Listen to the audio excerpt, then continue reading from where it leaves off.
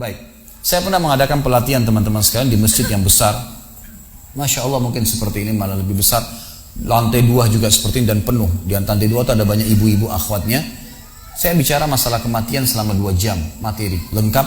Kemudian setelah itu sebelumnya saya bilang sama panitia tolong supaya lebih hidup suasananya, siapkan kebutuhan jenazah. Meja, kain kafan, sama menyan-menyannya semua. Kemudian di sebelah masjid buatin liang lahat. Baik Ustaz, dibuatlah. Selesai saya ceramah 2 jam, saya bilang, Bapak Ibu sekalian, saya mau ajak Anda 5 menit coba menjadi jenazah. Ada yang mau? Sempat ada yang angkat tangan depan saya. Kebetulan ini teman kita ini, saudara kita tukang batu. Adiknya dia kembar anak SMA, sering ikut pengajian saya gitu. Dia hadir juga. Dia bilang, saya Ustaz. Baik, silahkan.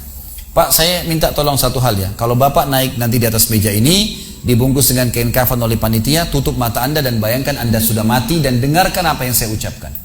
Baik Ustaz, baik. Saya juga bilang sama panitia di atas masjid waktu itu, ibu-ibu, silakan kalau ibu mau coba, panitia tolong bantu. Saya sudah pandu waktu sebelum pengajian.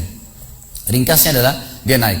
Subhanallah, begitu dia naik, Bapak Ibu sekalian, orang ini naik di atas meja, begitu tutup matanya dan ditempelin kain kafan di pipinya. Ini kain kafan asli kita beli. Ditempel di pipinya, langsung dia nangis. Nangis dia, terisak-isak.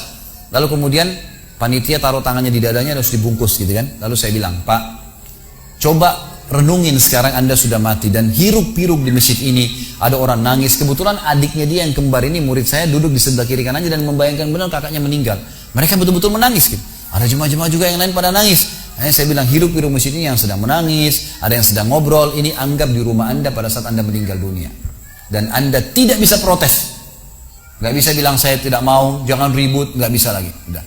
Panitia pun menaruh tangan kanan di atas tangan kiri, kita gak bisa protes taruh di dada. Dibungkus dengan kain kafan pun gak bisa. Baik, Pak, bayangkan semua peluang amal saleh yang semestinya Anda bisa kerjakan, sholat malam, sedekah bakti dengan orang tua, baca Quran, sholat berjamaah, yang Anda sia-siakan dan Anda menyesal kenapa tidak kerjakan sekarang. Dan bayangkan semua peluang dosa yang Anda tidak sia-siakan. Kesempatan zina, berzina, kesempatan dusta-dusta, kesempatan riba-riba, semua dikerjakan. Dan Anda tidak sempat taubat dan Allah akan hukum Anda sekarang. Itu Bapak Ibu sekalian, saya tidak karang-karang dia sampai nangis-nangis Bapak ini. Terus dia nangis. Lalu saya bilang, tolong panitia, datangkan geranda jenazah. Datangkan. Baik Pak, sebentar lagi kami akan angkat badan Anda di geranda ini dan kami akan bawa Anda ke liang lahat sebelah masjid. Diangkatlah dia. Saya bilang, Pak, renungin, resapi tubuh Anda kesentuh dengan geranda ini. Ditutuplah lalu dipikul. Lalu saya pandu pakai mic, saya bilang, Pak, inilah detik-detik terakhir Anda bersama kami. Terus sesalin perbuatan-perbuatan dosa Anda pernah lakukan, peluang-peluang ibadah Anda sia-siakan. Sampai tiba di luar masjid, saya turun ke liang lahat, saya buatin sendiri tanah, kemudian saya buatin gubernur, lalu diturunkan dia. Setelah diturunkan, saya suruh tutup matanya, kemudian ditutup dengan kain. Saya keluar, lalu saya pakai mic, saya bilang, Pak, buka matanya. Inilah rumah Anda sekarang. Walaupun rumah Anda 1000 kali 1000 meter di dunia, kembali ke 1 kali 2 meter. Ini tempat Anda sekarang. Dan sebentar lagi malaikat akan datang menanyakan kepada Anda pertanyaan yang Anda sudah tahu. Selesai. Berapa mungkin sekitar hitungan detik. Ini semua proses kurang dari 5 menit teman-teman sekalian. Lalu saya bilang, buka. Dibuka kain tersebut. Lalu saya bilang, teman panitia bantu, Bapak ini keluar dia. Waktu dia keluar dari kuburan, liang lahat itu teman-teman, sempoyongan. Kayak orang yang sudah pusing gitu, keluar. Kemudian saya bawa ke masjid, saya pegang tangannya masuk ke masjid, duduk. Lalu saya kasih mic, Pak, tolong ceritakan pengalamannya kepada jemaah jadi jenazah 5 menit. Itu dia pegang mic, gemetaran. Ustaz, saya tobat, saya durhaka sama orang tua, saya nggak sholat, saya begini. Ini dia lupain, ada ribuan jemaah depannya nih. Dia nangis-nangis, sebutin semua kesalahannya. Semua pada banyak ikut nangis. Dia kayak orang ketakutan betul, gitu kan? Baik, selesai. Saya panggil siapa lagi yang mau coba? 2, 3, 4 orang. Rata-rata semua begitu keadaannya, gitu kan? Alhamdulillah mereka sadar seketika pada saat itu. Lalu kemudian saya bilang penutupan. Ada bahkan ibu-ibu yang coba di atas pingsan, ibu itu. Kita bukan nakut-nakutin, tapi memang saya praktekin. Lalu saya bilang begini, Bapak Ibu sekalian, sebagai penutup acara saya bilang pada saat itu, bahwasanya ini hanya praktek jadi jenazah. Tapi ini ya akan datang satu waktu Anda dibungkus kain kafan tidak bisa kembali lagi.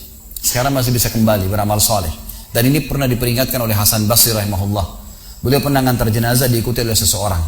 Lalu Hasan Basri tanya, wahai fulan, kalau seandainya jenazah ini tiba-tiba hidup sekarang, apa yang dia kerjakan? Kata orang ini, tentu dia akan sholat, dia akan puasa, dia akan ngaji, dia akan kerjakan ibadah-ibadah. Kata Hasan Basri, kenapa? Dia bilang karena dia sudah mati, dia tahu nilainya ibadah itu. Kata Hasan Basri, yang kau ucapkan benar, tapi di depan matamu ini tidak bisa hidup lagi. Kamu sekarang masih hidup, kerjakan seperti dia kalau dia hidup. Jangan tunggu itu, gitu kan? Ingat teman-teman, pujian teman, ancaman teman, atau orang sekitar kita, hanya sepanjang lidahnya. Kamu hebat ya, kamu kaya ya, kamu gagah ya, kamu cantik ya, sepanjang lidahnya demi Allah. Mau apa itu? Apa yang mau direbut? Orang-orang setengah mati sholat malam sejam, 2 jam, besok ceritain ke orang hanya butuh pujian sepanjang lidah dia. Untuk apa? Teman-teman yang suka riak nih, saya ajarin caranya gampang. Ada caranya gampang. Kalau anda besok pagi mau cerita kepada teman-teman anda di kantor atau tempat, saya tadi malam sholat malam, gak usah tunggu besok pagi setengah mati, ngantuk-ngantuk nanti malam bangun.